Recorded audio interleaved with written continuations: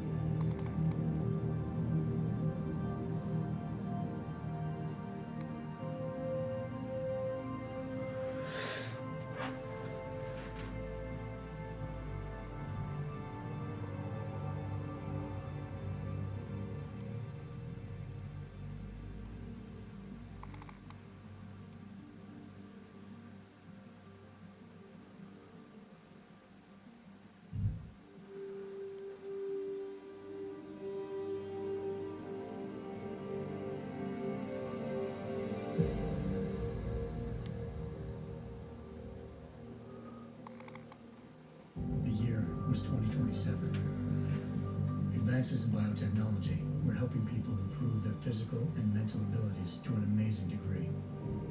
Provided, of course, they had enough money. A new breed of people was emerging, half human, half machine. And in Detroit, at least, not everyone was happy to see it. I'd just landed a job as head of security at Sarif Industries, a cutting-edge biotech firm. David Sarif himself handpicked me for the job, said he needed me to keep his people safe. My ex, Megan Reed, was one of them. Brilliant neuroscientist, Megan had found a way to make augmentation safe and affordable for everyone. All she had to do was present her research to Congress. But the night before her big meeting, my security measures failed. A team of Black Op mercenaries stormed into Sarif headquarters, massacring everyone in sight. 3 of the mercs were heavily augmented walking tanks. Their mission? Take out Megan and her team. I tried to stop them, but their leader tossed me through a plate glass wall. Last thing I heard as his bullets slammed into my brain was Megan's dying scream. I should have died with her. Only I didn't. High-end military-grade enhancements saved my life. The best augmentation Sarif's money could buy. It took me half a year to get a feel for them. Should have taken longer. But 6 months into my recovery, Sarif Industries was attacked again. This time, by a radical group of pro-human purists. Violent, militant, and fanatically opposed to human augmentation. They claimed to be members of Humanity Front, a non-profit organization that wanted the UN to limit biotechnology research. The thugs broke into Sarif's factory and found machinists working overtime on a top-secret military augment called the Typhoon. Sarif sent me to retrieve it, and when I did, I found one of the so-called purists next to it, wired with cerebral implants, trying to download its classified specs. Obviously, something more was going on. The Aug killed himself before I could question him. Sarif ordered me to dig deeper, so with the help of Frank Pritchard, Sarif's head of cybersecurity, I did. Turns out a second hacker had been controlling the Aug's actions from somewhere off-site. Pritchard and I tracked his signal to a secret FEMA internment camp in Detroit. The Black Op mercenaries were there. The same mercs who'd left me for dead 6 months before. Figured they'd try again when they saw me. It wasn't so easy for them this time. They took out the tank named Barrett, even got him to give me a new lead. A penthouse apartment in China. Of course, we both knew it would be a trap in the end.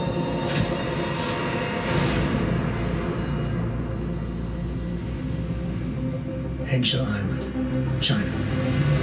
Home to a city so crowded, they had to build a second city on top of it. Trying to find clues in Hengsha wouldn't be easy. Lucky for me, I wasn't alone. Farida Malik, Sarif Industries' ace pilot, had lived in Hengsha before. A good person to have on your side. She knew enough about the place to get me around. Malik dropped me in the lower city, close to the penthouse Barrett had told me about. Bell Tower Associates, a private security firm under contract to the Chinese government, had agents tossing the suite when I arrived. Just not for the reason I'd been expecting. It turns out the man who lived there was a criminal hacker named Van Bruggen. The same hacker who'd been remotely controlling the Aug in Sarif's factory. Van Bruggen's panicked decision to force the man to commit suicide had been a mistake. Now his mercenary partners were gunning for him, and I needed to find him before they did. Locating Van Bruggen meant playing nice with the Triads, Hengsha's organized crime lords.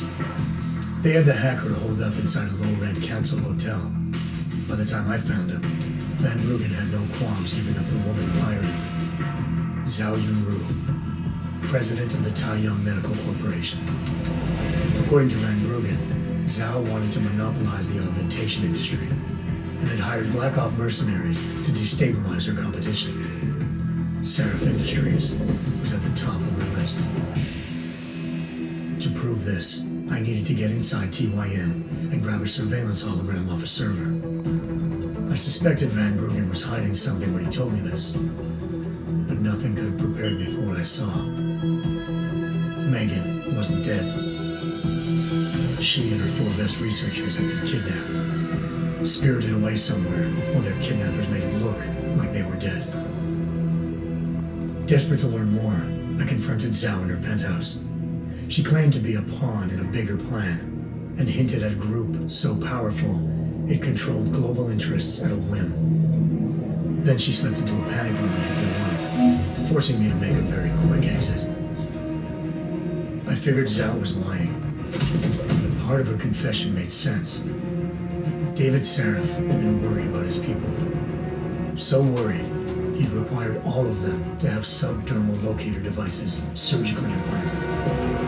The GPLs would have been broadcasting the day of the attack. Zhao sent a single call to Picus, the world's leader in global 24-hour satellite news, and turned those signals off. I needed to fly to Picus headquarters in Montreal if I wanted to learn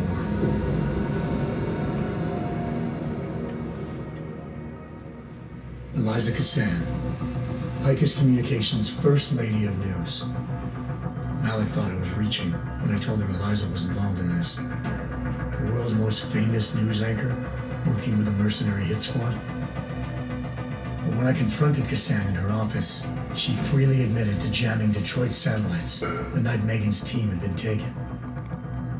Said she's just been following her commands. I suspected she wanted to say more. But Black Op mercenaries showed up looking to shut us both down. And just like that, the Eliza I'd been talking to disappeared. The mercs were led by an augmented killer I crossed paths with twice before, Fedorova, a woman who'd made silence her best friend. She waited for me to track Eliza's transmission to a secret server room underneath the Picus complex, then jumped me from behind. A deadly fight ensued. I made sure she never moved silently again. With Fedorova down and no one left to keep Eliza quiet, she reappeared. Turns out Picus's First Lady of News wasn't a lady at all. She was a sophisticated AI program, engineered to monitor data streams and control what people believed. Eliza told me the mercs had brought in a Humanity Front doctor named Isaiah Sandoval to remove the scientist's implanted tracking devices while Detroit's satellites were down. She also told me to speak to David Seraph if I wanted to learn more. By the time Malik and I got back to Detroit, tensions between normal and augmented citizens had reached a flashpoint. Riots were breaking out in several cities, and the UN was being urged to intervene. Seraph was trying hard to convince Hugh Darrow, the inventor turned philanthropist who'd once been a leading proponent of enhancement technologies, to help stop a possible regulatory vote. Seraph had a lot riding on Darrow. Megan's discovery would have given millions of people the chance to evolve beyond their normal human abilities, and at the same time catapulted Seraph Industries to the top of the Fortune 500. According to Seraph, Megan's kidnappers knew this, and didn't want people evolving unless they controlled how it was done. He called his enemies Illuminati, and urged me to keep searching. Determined to do so, I tracked down Sandoval via America's most outspoken augmentation opponent, Bill Taggart, Sandoval's boss and founder of Humanity Front. Sandoval admitted to operating on Megan's team when I confronted him, but said he hadn't removed their GPLs. He'd merely switched them to a different frequency. Pritchard was able to trace one of the signals to China. Malik and I immediately took off in pursuit. Unfortunately, the Illuminati were one step ahead.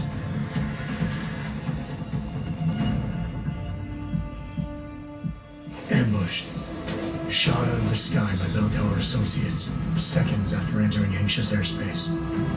Malik's piloting skills saved me. After a tense and bitter struggle, I escaped into lower Hampshire. The tracking signal I was following led straight to the Triads, or more specifically, to the augmented arm of Tong Si-hung, leader of a gang of augmentation harvesters. Tong said they'd taken the arm off a corpse, which Bell Tower had left at their door, meaning at least one of Seraph's scientists was dead. Maybe not the rest of them, though. Tong pointed me to a port used for human trafficking and helped me slip aboard a bell tower ship. It was sailing to Rifleman Bank Station, a military base in the South China Sea. Bell Tower was holding kidnapped civilians as prisoners there, and using them to perfect the Chiron Project, a human-computer interface that left most of its test subjects dead. My search for Megan would have ended then, if not for a mysterious ally named Quinn. In exchange for my help exposing Bell Tower, he slipped me aboard a second ship headed to Singapore, and an Illuminati-run biotech facility called Omega Ranch. 3 of Sarif's scientists were there, forced by their captors to create a technology capable of remotely shutting down augmented abilities. Thanks to an emergency recall notice issued by the World Health Organization, millions of people all over the world already have the biochip installed. With the help of the scientists, I tracked Megan to a private section of the ranch. There, I ran into Yaron Namir, the walking tank who put a bullet in my brain the first time we met. He'd teamed up with Zhao and was hoping to catch me off guard. The little ambush didn't work. I found Megan in a suite belonging to Hugh Darrow, the billionaire philanthropist who Sarif had called on for help. Darrow had convinced her to go along with the biochip plan by promising to sabotage the tech.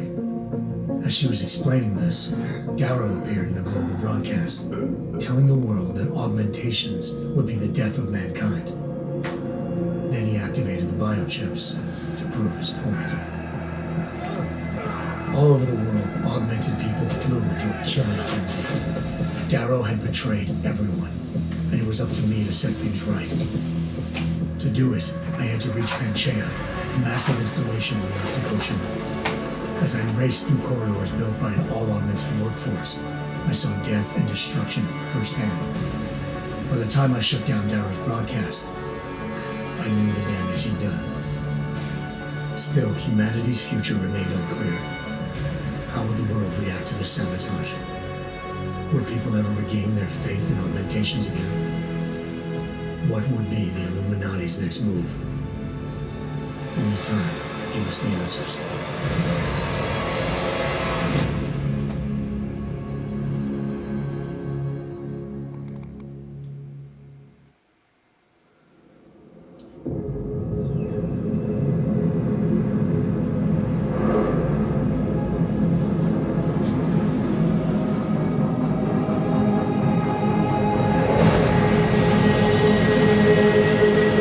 Thought I could save the world. Now look at it.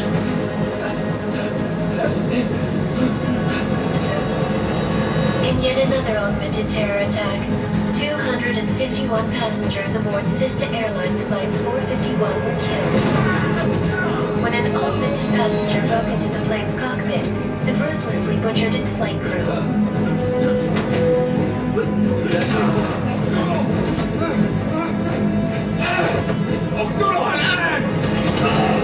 Details recovered from the black box recorder suggest that the man may have been suffering flashbacks to the Aug incident. That horrible day 2 years ago when augmented people all over the world flew into a psychotic killing spree, causing the greatest loss of life in recent history. Sometimes you just have to let go and embrace what you've become. Not gonna go all wonky on us now, Hansa, are you? Well, if I do, McCready, I guarantee you'll never see it coming. Agent Jensen! Am I gonna have a problem with you? No, sir. No reason to assume you would. Good. Because you are the only augmented operative on this team, and I intend to make good use of you. Listen up, all of you. We've got a sandstorm barreling down our arse and we can't afford to make mistakes. We're going after this man, an arms dealer named Shepard. He's ex-Bell Tower, one of the Special Forces commanders who disappeared during the incident. And he's come out of hiding. That cannot be good. It's not. He's selling weapons and military-grade augments to terrorists. This is Iran Singh, the undercover agent who lured Shepard out of his hole. Best you see Interpol's got. For 3 years he's worked hard to get in tight with the Jinn, an Iraqi smuggling cartel that's infected the Eastern Hemisphere like a plague. Last week, our arms dealer sent a message to the Jinn, offering to sell them a shitload of black market merchandise dirt cheap. They told Singh to handle the buy. They're not gonna like it when Interpol disrupts that party. Is Things cover really that good? It is right now. We need to keep it that way. This is where the deal's going down. A half-finished high-rise hotel that's been abandoned ever since the incident. It's not a pretty picture inside. Let me guess. Most of the laborers were augmented with heavy-duty industrial rigs. So when the incident hit, and they all went schizo, things got gruesome real fast. And no one, except for some homeless junkies, have been inside the place ever since. So what's the plan, Director? Singh's meeting Shepard on the ground floor, inside the hotel's main atrium. He sent the bulk of his Jinn crew to the penthouse levels to secure a vantage point. I want McCready's team to take up positions overlooking the atrium and make the arrest. Jensen, you're going in solo from the roof. My objectives? Keep the Jinn from joining the party. As far as we can tell, only one route connects the atrium to the penthouse level, a halfway decent elevator shaft. Here. I want you to block access to it. Fine. Just cut me loose. Do you plan on relying solely on your augments for this one? I'd recommend taking a little hardware, just to be sure.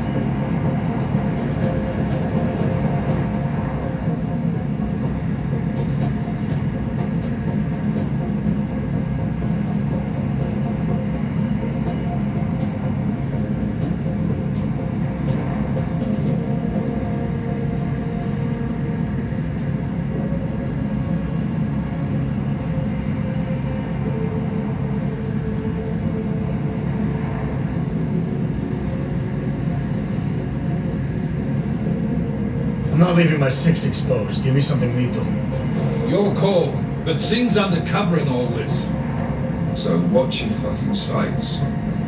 What about range? There's lots of wide spaces and high ceilings in there, but a number of tight and constrained rooms too. So it's a crapshoot, really.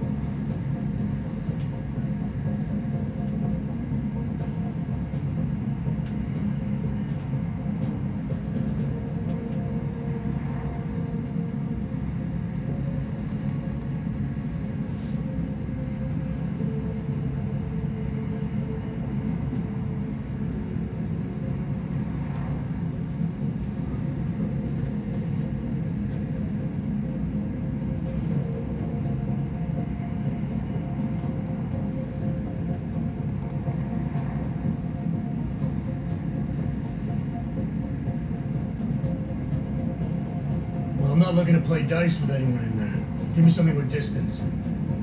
Your call. Less chance of being seen and compromising Singh that way. One last thing, Jensen. Singh said that Jinn are using some sort of portable Wi-Fi device to boost communications. He's got a better chance of maintaining cover if you disable it. I'll keep an eye out for it. But aren't we on the clock here? You said there's a sandstorm moving in. There is, and we got the intel on this mission at the very last minute, so we're scrambling a little. If it comes to it, your number one priority is keeping the Jinn out of that atrium. Copy that. I've put away your happy thoughts, gentlemen. We're approaching the target building. You're up first, Jensen. Let's do this. Task force action. This is Knife Leader. Engage Hush drives and descend to Angel 1-5.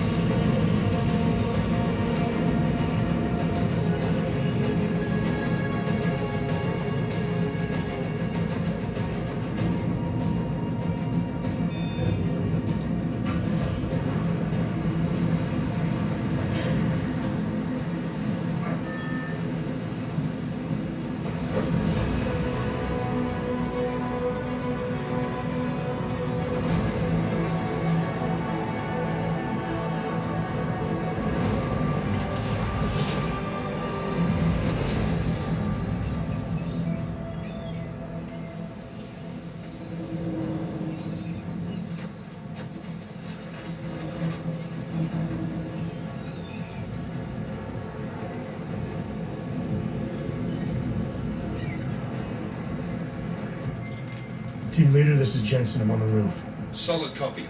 Move into the building. The access route you need to block is at the far end of the penthouses. And keep in mind, the direct route might not be the easiest one.